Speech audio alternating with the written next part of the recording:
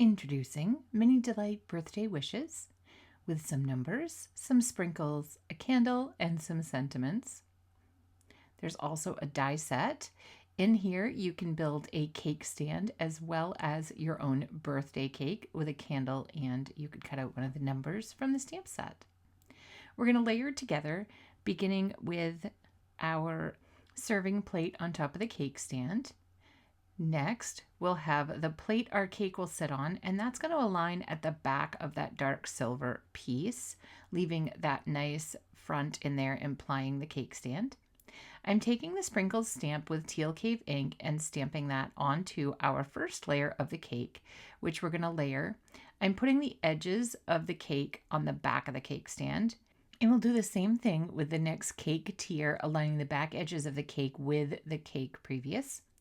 Then we have some ooey gooey dripping fudge will align with the top of the cake.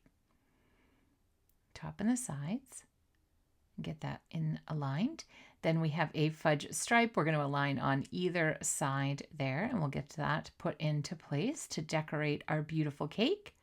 We'll layer together the pink over the yellow, so it looks like we have the flame coming out of our pink candle.